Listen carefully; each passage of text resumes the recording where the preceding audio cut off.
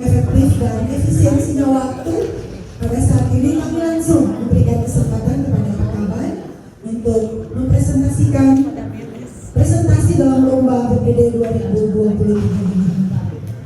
Seperti biasa, 20 menit dari sekarang. Silakan. Sejahtera bagi semua. Shalom. Kami terima kasih semuanya. Assalamualaikum warahmatullahi wabarakatuh.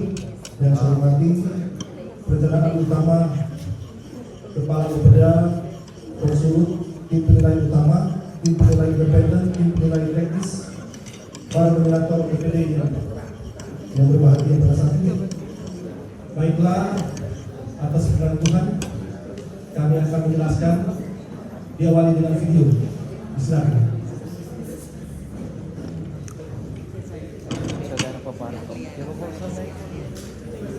Parto Nading, Parto Bolso. Oh iya. Banyak sekali bak komen di grup kita. Negara dari mana? Karena bertanya pada dia. Penghargaan Pembangunan Daerah Kabupaten Minahasa Selatan tahun 2023. Kabupaten Minahasa Selatan adalah salah satu kabupaten di Provinsi Sulawesi Utara dengan luas wilayah sebesar 1.456,58 km persegi. Dia sampai di modo ini itu Berdasarkan Undang-Undang Nomor 10 Tahun 2003 tentang pembentukan Kabupaten Minahasa Selatan dan Kota Kepulauan ini memiliki jumlah penduduk pada tahun 2021 sebesar 238.746 jiwa. Kabupaten yang memiliki 17 wilayah administrasi kecamatan, 10 kelurahan dan 167 desa ini berada pada lokasi yang sangat strategis untuk akselerasi pertumbuhan ekonomi. Sebab Kabupaten Minahasa Selatan hanya berjarak 54 km dengan kota Manado yang dilintasi oleh jalur Trans-Sulawesi serta berbatasan dengan Minahasa, Minahasa Tenggara dan Bolang Mongondo.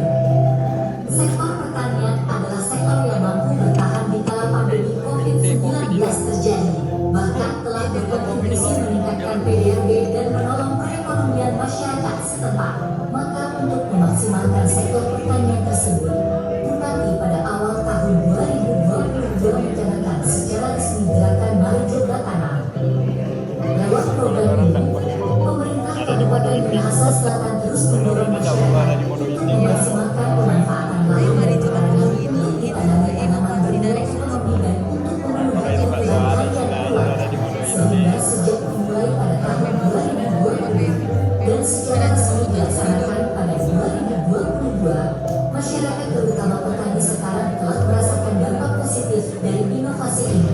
Kami sangat bersyukur atas bantuan dari pemerintah Kabupaten Minahasa Selatan yang sudah memberikan bantuan kepada kami, para petani, yaitu bantuan berupa beli dari pupuk serta alat pendukung lainnya, produksi jagung terutama dalam 1 hektar itu cuma 2-3 ton.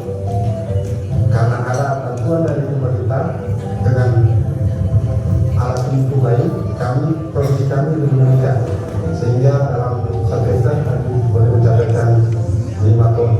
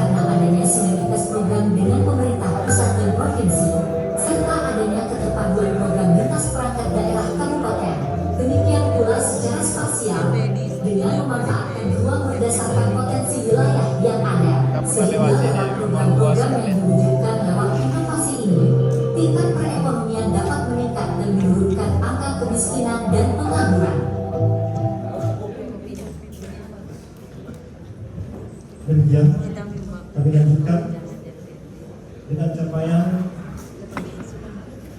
pembangunan daerah.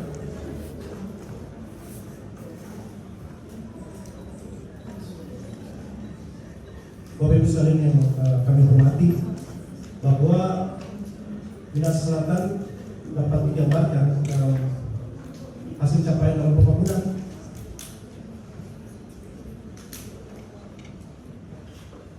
Pertama, pertumbuhan ekonomi meningkat dari minus 0,77% menjadi 4,91%. Kemudian PDB per kapita meningkat dari 37,4 juta menjadi 40,13 juta. Pengangguran berhasil diturunkan dari 5,01% menjadi 4,9%. Jumlah pengangguran juga puji Tuhan berhasil diturunkan dari 5,52 jiwa menjadi 5,04 jiwa.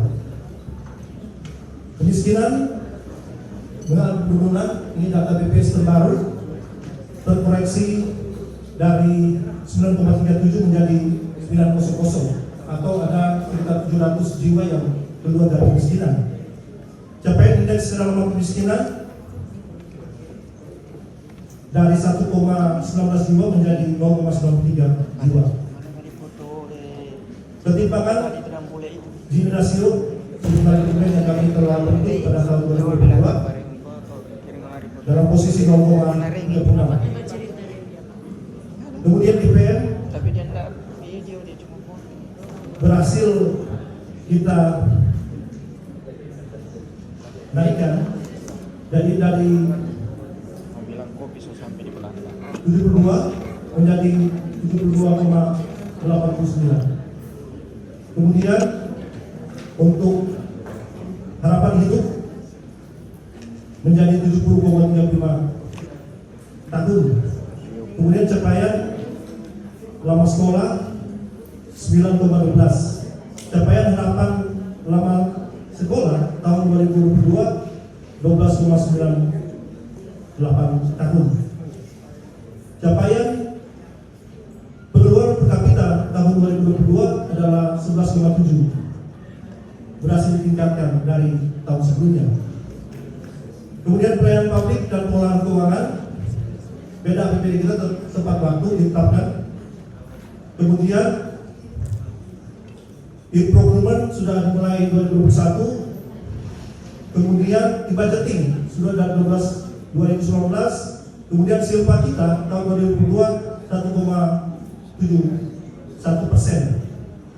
IKM pelayanan kesehatan kami telah melakukan itu berdasarkan BPN, jadi rata-rata baik sebagaimana yang kita bisa baca di slide. Kemudian untuk transparansi dan akuntabilitas, untuk PPID kita ada SK, kemudian laporan per bulan kepada PPID yang diketuai oleh Sekda, bahkan ada mingguan yang langsung diawasi oleh Kabupaten dan Wakil Bupati. Kemudian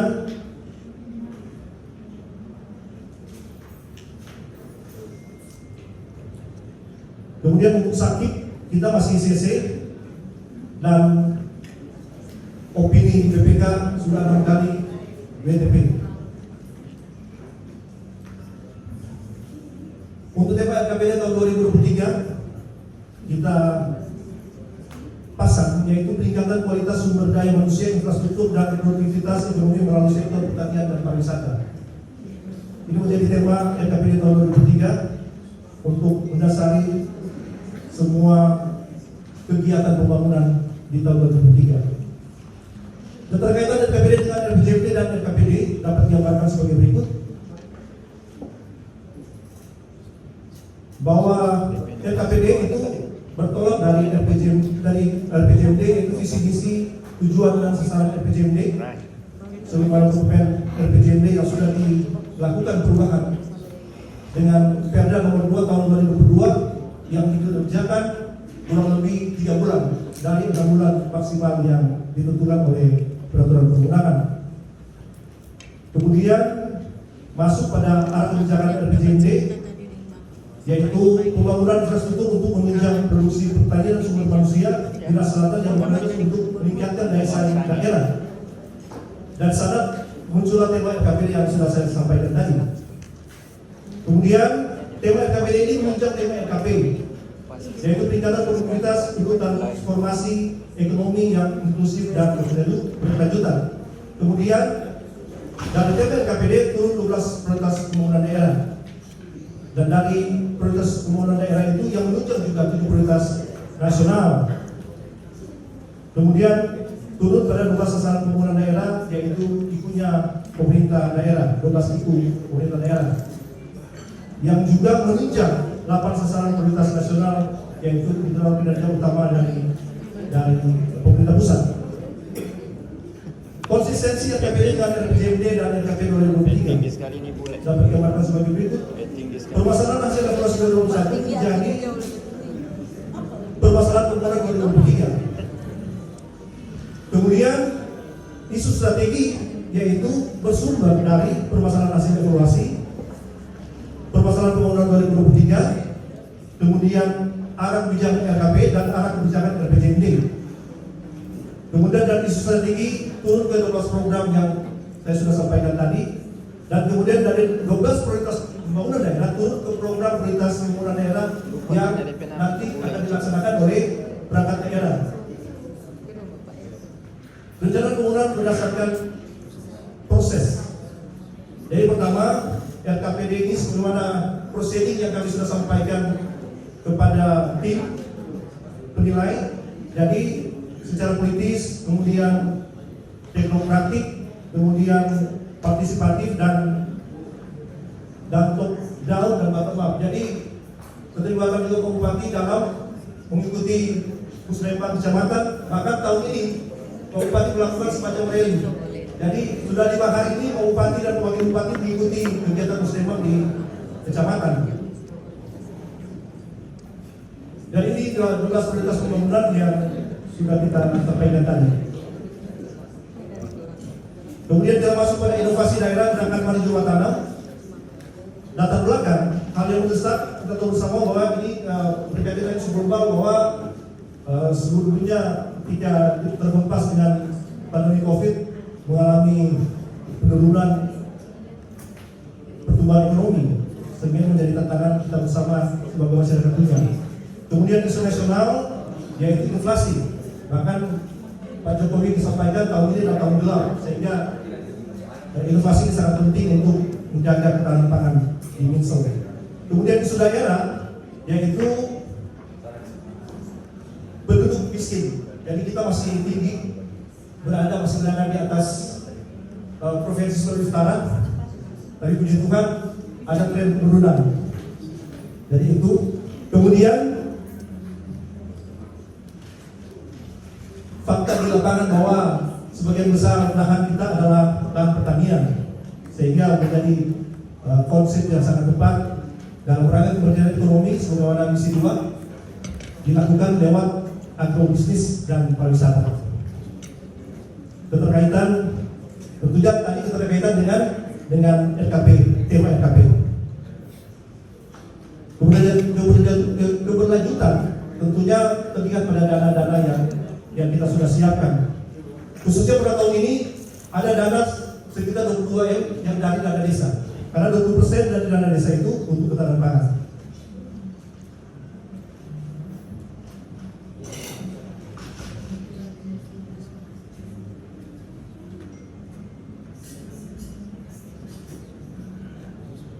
Jadi untuk inovasi lanjut. Ini akan parameter ini kita pasang dalam input inovasi. Lanjut. Kemudian regulasi kita pasang Perda nomor 7 tentang APBD. Kenapa? Karena itu ada dana uang yang masuk pada gerakan Maju Tanam ini. Jadi sekali lagi gerakan Maju Tanam ini adalah trigger. Jadi memberikan motivasi kepada masyarakat untuk melakukan pendalaman dengan bantuan stimulan dana-dana yang dari APBD. Lanjut. Enggak, yang saya Lanjut. yang dua. Lanjut. Lanjut. Proses inovasi. Jadi ini proses perencanaan persiapan, kemudian tahap 2 pelaksanaan, kemudian tahap 3 evaluasi. Lanjut. Jadi output tentunya ketika ada masukan, ada output uang dan sebagainya, kemudian outcome yang kita dapat sebagaimana fakta yang di lapangan, yaitu misalnya ada 150 hektar rehabilitasi cengkih dan lain-lain yang sudah tertulis di slide ini. Outcome jangka panjang tentunya dalam rangka penurunan angka kemiskinan dan tentunya perbuatan ekonomi lewat ketahanan pangan, yaitu lewat agrobisnis dan pariwisata. Proyek strategi yang bisa diinformasikan pada Bapak Ibu saudara sekalian yaitu APEN, yaitu Rebels, kemudian factory sharing, yaitu benefit, kemudian tetap yang dilakukan oleh Kementerian PUPR untuk bantuan bencana.